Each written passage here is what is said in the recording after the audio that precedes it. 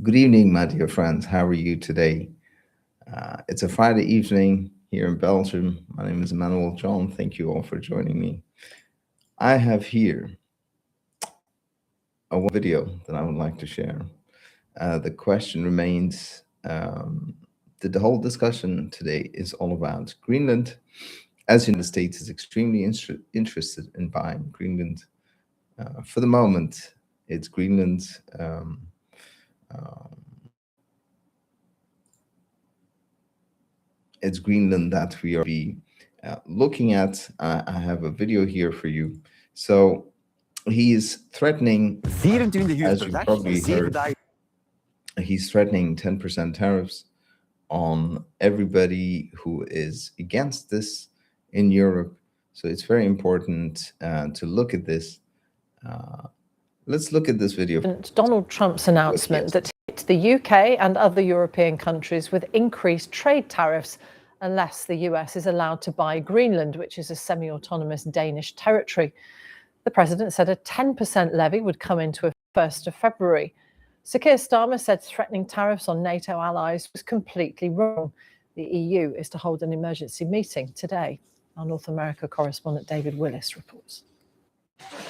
In Greenland, hundreds took to the streets in defiance of Donald Trump's desire to take control of the island.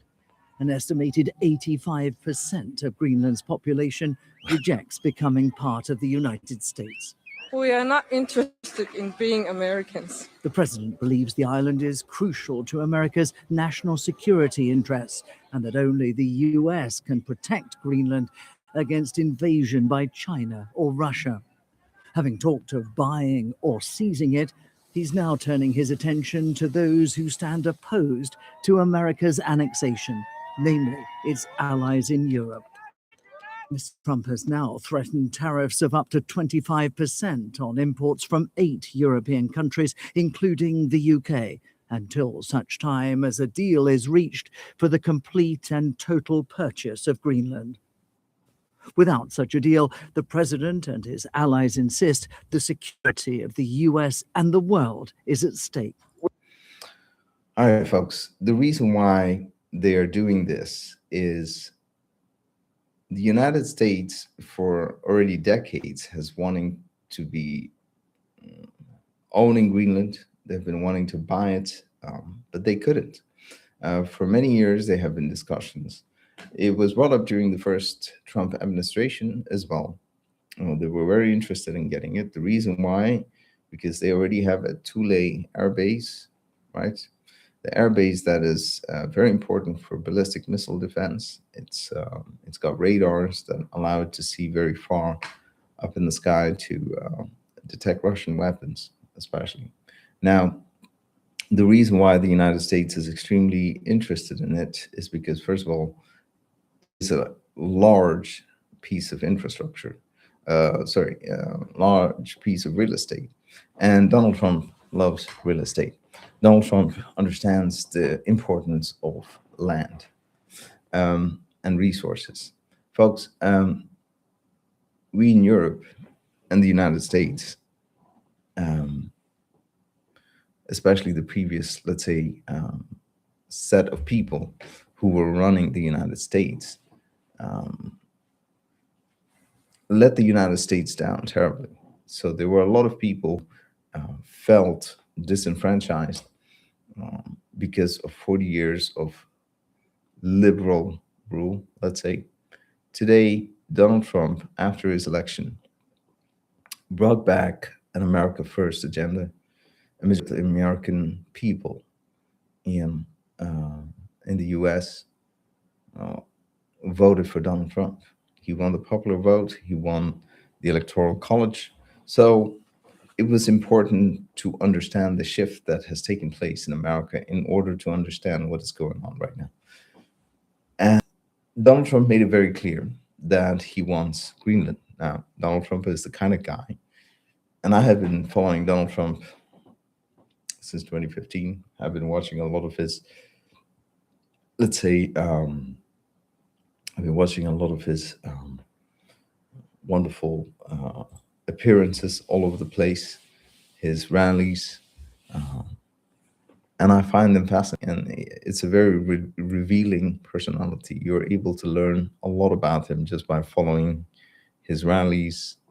And the first time when he came into power, one of the first things that we realized was he made a lot of promises, and he would go after them with a kind of hunger and drive, which was unseen in decades, folks. In case you don't understand this, the reason why Donald Trump is loved, especially in huge parts of America and the red states, is because he actually tries to do what he said he would do. So when he brought up Greenland the first time, everybody took it as a joke. The second time around, he brings it up at this pivotal moment. And I think he brings it up at this pivotal moment is because the United States no longer sees Europe as an ally. Why? There are many reasons why. The European Union, over 20, 25 years, has become more powerful, sure, has become more competitive. The GDP has grown. The well-being of the people is better, for sure. There's no question about it. But the European Union stopped being pragmatic at certain points. So what does that entail? So initially we were 10, 15 countries, and then we started to go into 27. Now we are close to 30 countries in the European Union.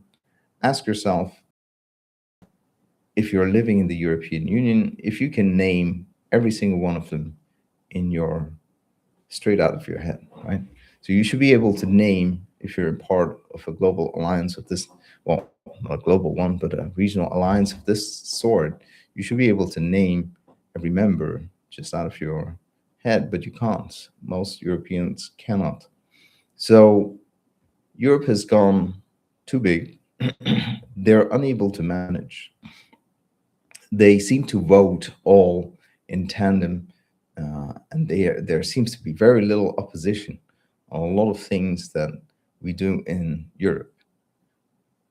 So to the Americans from a distance, it feels like a whole new big group of small countries who think they're really special. Let's be real. France, Germany,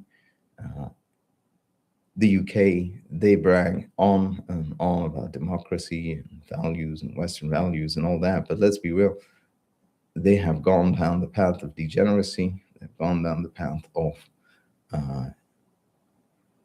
enormous amounts. They've gone down the path of uncompetitiveness with extraordinary levels of taxes, especially in Western Europe. They have gone, and there is a huge increase in the amount of infringement on free speech. And this, they see shift in the European way of life. They see that increasingly Europe is becoming belligerent in the Ukraine war. They don't want to negotiate. They want to continue to support Ukraine. They don't want to. So the United States, especially under Donald Trump, has realized that the Europeans are a little bit delinquent. First of all, for decades, we did not pay enough for NATO. We didn't take our security seriously. Now that we do it, we sort of overshoot. And we're not being pragmatic, especially now. Under Joe Biden, things were different. He was indeed leading the proxy war against Russia. That has changed. And I think Donald Trump is sick and tired of the Ukraine-Russia war. He had promised to end it in 24 hours. It was not something that he could do because Russia has momentum across the battlefield, regardless of what anyone says.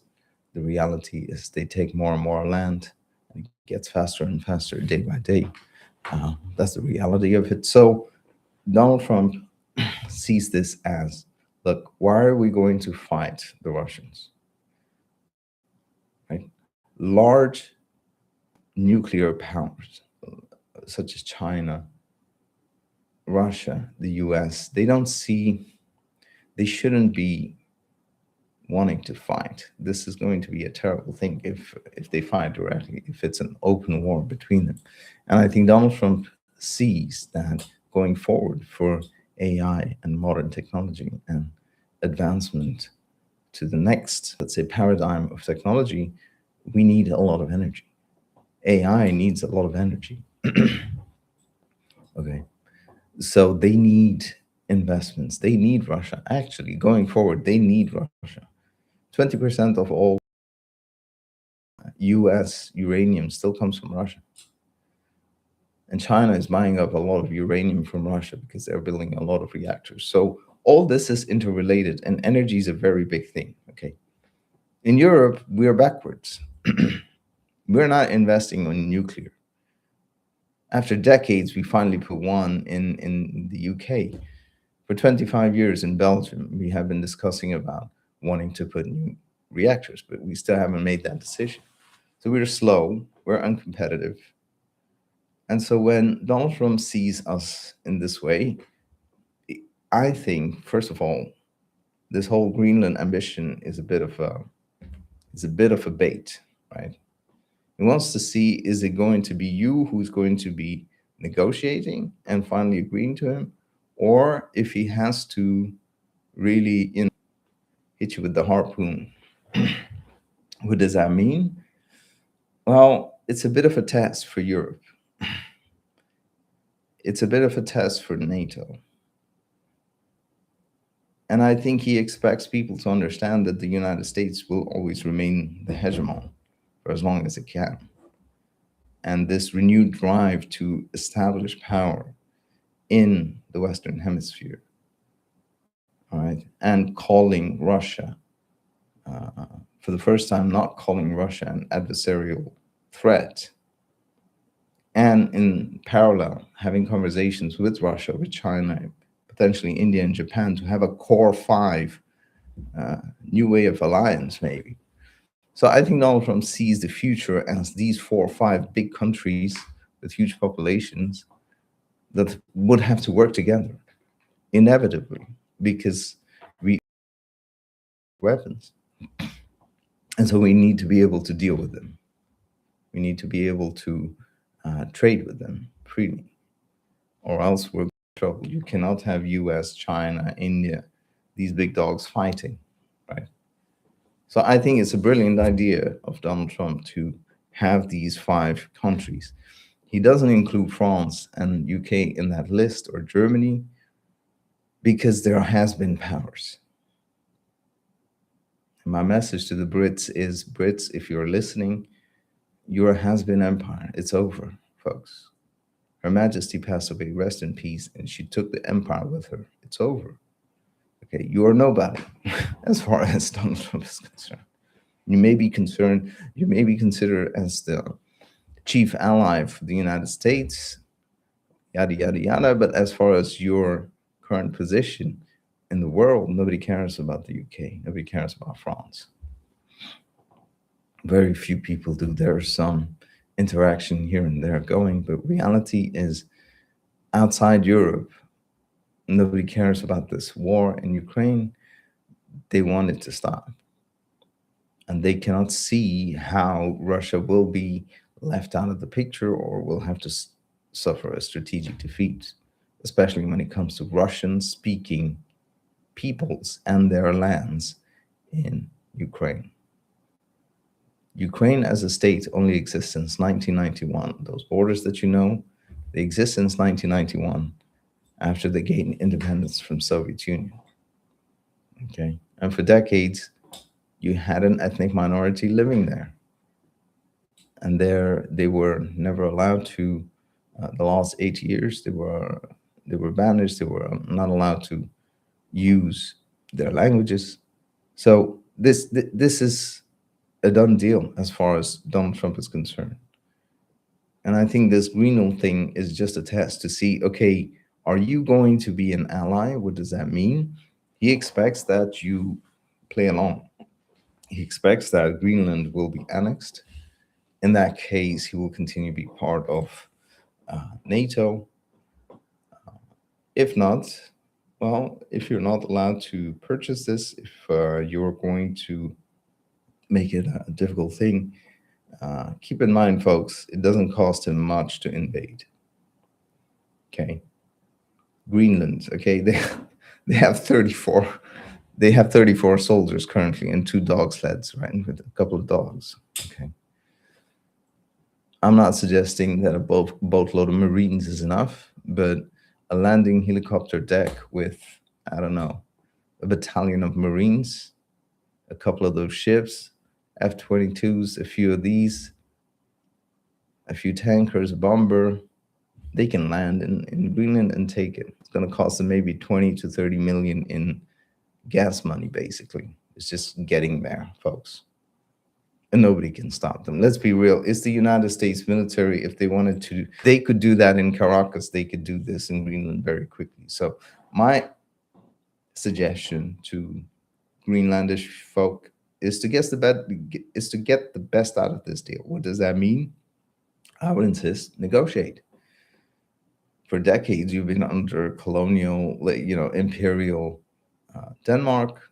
Sure, you feel like you're connected, maybe, but if the United States is willing to offer each family $1 million, free education, whatever, some good deals in there, just take the deal. You're not going to get that from Denmark. The Danish have been, come on, you have such a huge island, actually, and then you have dog sleds for defense. You were going to be at some point invaded, okay? Although it is NATO territory, super cold, it's very difficult, but with the melting ice, with changes coming, it is very important for the United States to do this. European citizen, I have no dog in this, show. If the United States gets a deal, they will be happy to do it. I don't think they want to annex it or invade it in an illegal way. If they can purchase it, they will probably purchase it. Because I don't want to put NATO in jeopardy. They want this to be done the right way. But don't kid yourself. Donald Trump is like a dog. The moment he finds the bone that he was looking for, he's going to latch onto it. And he's a big dog. You don't like him, he's gangster like that. He's from Queens, New York City. This is some gangster stuff he's doing, okay? And he has the power. He has a mandate. And he has Congress. He has more or less the Senate. So he should be able to manage taking Greenland. And when people like, when, I don't know if you noticed, Bernie Sanders was okay with this. So Bernie Sanders came out and said he's interested in Greenland as well. So, but understand this, folks, both parties love it in America. Okay? They love it. They can't wait to land and start working on that. And I think that's what they intend to send all the crazy libs, the rioters, Antifas. They're going to build prisons, folks. You best believe in Greenland, they're going to be building a lot of prisons. You can be sure of that. But I think they're taking, now the best thing Greenland can do is to actually get a deal. Denmark, get a deal, make a deal. 30 billion, 40 billion, 60 billion, 100 billion, name your price. Allow Europeans to invest in Greenland, right? Yeah, make it fair for everyone. Europe should also be able to invest in there. US should also be able to invest. But it's okay if it's sovereign US territory. It's okay. It's not the end of the world. What will you do in Denmark? Were you doing something over there? Nothing. You just left it there for 50,000 people. It's mostly frozen. So you didn't really invest much. So what can you do? Let the big dog come in. That's normal. They're going to come in anyways, folks. I'm just telling you. This is how the hegemon operates. And for those who are thinking that this is going to go, somewhere, we will start to boycott, we will start to, we will kick out the Americans, we will drop their, what is it? Some people were suggesting dropping all their, American debt. and all these different ideas. These ideas are going to backfire. Okay, they're going to backfire because you're dependent. Europe is dependent on America much more than America is dependent on Europe when it comes to trade. It's a fact. We export more than they export to us, which is why he was pissed off about deficits in the first place. Trade deficits with almost every country was way worse for America, which is why they have tariffs. It's not an old tale, folks. It's just geopolitics, and the hegemon is exercising power. Okay. And now there's two ways for Europe. Either you stand up against him, but be careful how you stand up, because it's not just Donald Trump. People think it's Donald Trump. No, no, no, no, no. This is the United States establishment that's on this program. It's not just Donald Trump going, I want Greenland, bro. No, no, no. Those are ideas that have been planted in his head. And this is a deep state thing. They have wanted Greenland for a long time, so don't kid yourself. So it costs him nothing to invade, literally. So be careful. Make an offer that he can refuse. Like, okay, I got it for 60 billion here or 100 billion. He'll probably pay it, and you're done for. Okay, because if he has to invade, he will, and don't kid yourself. He will tariff you. He's about to tariff all these 10 European countries who are against it. But see, it's only 10. There are 30 in European Union. He doesn't want to tariff because some of them are just going to be quiet. It's like, which is another thing. You see, if you're a European country and a lot of you are just on the fence, not to do, just stay there. Shut your mouth and just stay there. Don't say anything positive, negative about it. Save your own little economy. That's what it is. Europe is a mix of little economies, okay? There are some bigger ones like Dutch and Belgium, but there are also very small economies in EU. Save your economy. Don't talk too much. Just this is big boy stuff, folks. Let's be real. And there are no big boys in Europe. Let's be real about that. There are no Europe that are able to stand up to Donald Trump. But Donald Trump has the power. The United States has had a lot of power within NATO, and they will and under Donald Trump they will exercise it even more. And the last thing that the Europeans need right now is to have America do something like invade, and this whole naval thing collapses. And if NATO collapses, I'm very happy personally. I think that would be an amazing step towards peace, but that's my opinion. I also understand why everybody would be so worried that NATO is collapsing, but for me, it's an unnatural alliance. Okay, with a bunch of people that don't make sense in there. Turkey and Greece in the same alliance, it don't make no sense. Yeah, there's a lot in doesn't make sense. So let's be real, folks. America is going to try to take Greenland. I think Greenland and Denmark, they have the best option to negotiate. They're not going to get an easier tone. Donald Trump, I've said this before. Donald Trump said, build a wall. Third day into first term, he started the work. Like a dog with a bone. If he's got something on his agenda, it's done for, folks. And he's going to keep trying. He's going to keep trying. He's going to have no patience. He's going to wake up and go, "Ooh, hello. How you do today? Okay." He's going to show it. He's going to show up himself in Greenland. Don't kid yourself. Don't make him do that. He's fully capable of that. You know that, right? You know that, right?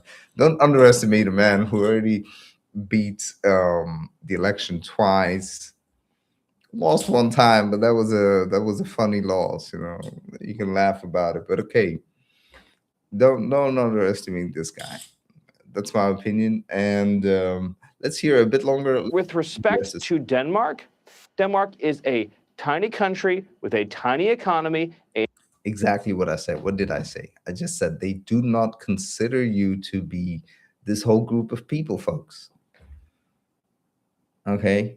I didn't have to see this to understand exactly what they were thinking. It's like, what does Romania or Belgium or little Denmark have to say anything about global geopolitics in this case? You know, understand that they don't see you as a threat. They don't see you as important with you and your small population. They don't see that you have much of a say in what's going to happen in the future. And I get it that you want to band together like the European Union does, but for them, it gives them memories, flashbacks to the commie times in the 80s.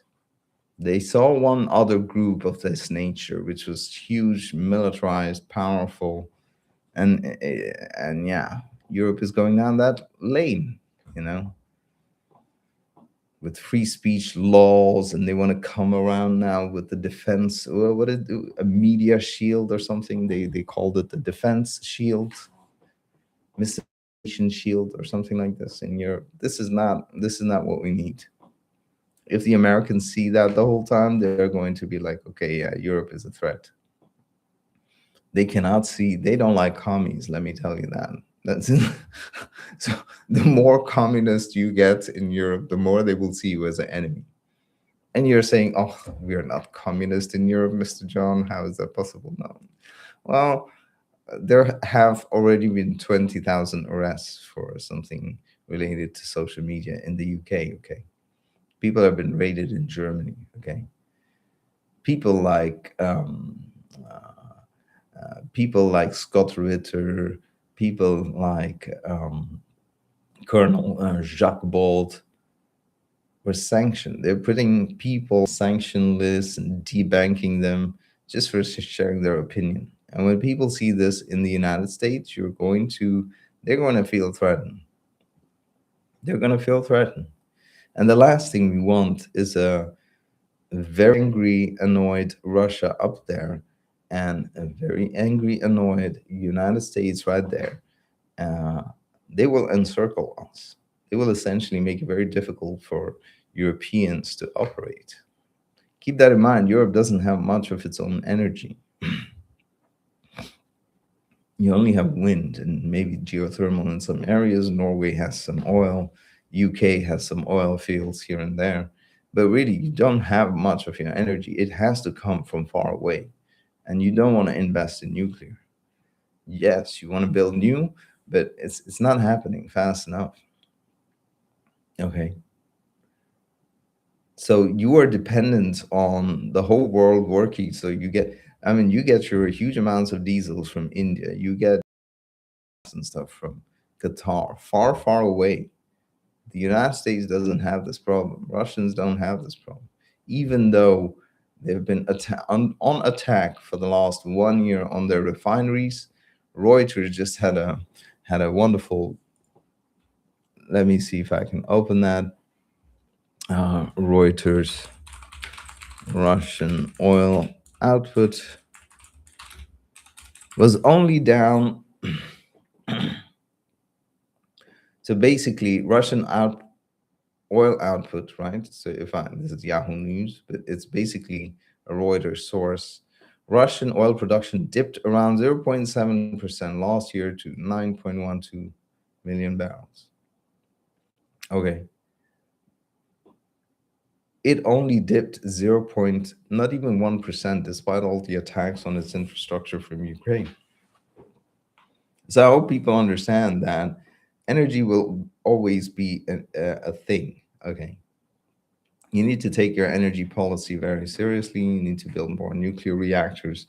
You need to be able to get gas. And the ideal scenario actually is to stop this war in Ukraine, come to a settlement, and work with Russia and work with the United States, both part of NATO, but also hedge your bets with Russia. That's the best option. Or else in the future, you will see that Russia and the United States will be totally aligned against you. And don't think that, oh, we're a democracy. Oh, we're sophisticated down here. That's not going to help you.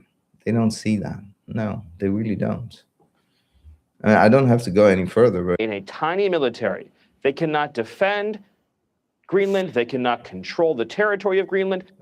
In response, the leaders of the European Council and the European Commission said the proposed tariff would undermine relations and risk a dangerous downward spiral. Yes, there will be a dangerous downward spiral if you don't get your act together. European Union, you're in a dangerous downward spiral. Technically, all your countries are conscripting, you are rearming. You know, when you keep chanting war and preparing for war, keep telling your people that there's going to be a war, eventually that's what you get, folks. You get what you focus on. If you don't know this in real life, maybe you know this in personal life. Focus long enough on something that you really want, and you put your work into it and your thoughts into it and your actions towards it, there's a very high chance of you attaining that goal. Is the same in Europe. You are the whole time. Every country is talking about war, conscription, rearming, arms, giving money to Ukraine, all this. You are heading towards a war with Russia because that's exactly what you want. So you need to stop this madness in Europe. Really, you need to stop this madness. You need to see yourself in the mirror and see what are your values actually. Are we allowed to speak freely? Are we allowed to debate? The United States will not tolerate this, not the new version, not after Donald Trump 2.0, folks. The United States has always been a culture of rap, of speaking freely. And for many years that was under assault, but not after Donald Trump. That era is gone. People are back to free, in political incorrectness, and people are back to having a free expression. That's very important. So we in Europe also have this thing to deal with. Okay, and Donald Trump will invade Greenland if we don't get our act together and say that, okay, Greenland, I'm sorry, bro, but you gotta take one for the team, as they say. And don't worry, you'll be fine. You will have a few more American flags. You will have some American people living there. And eventually you will have a lot more jobs. You will probably do better than Denmark did. I mean, what do you have at the moment? So at least with the United States, you might see your first McDonald's. I don't know if they have a McDonald's in Greenland, but you might just see it. Not that you need it, but you might. It will show up. Well, thank you for your attention, my dear friends. I cannot finish deals because, we always have to have a conversation. I wish you all a lovely evening. Thank you for your time. Catch you on the next one. Bye-bye.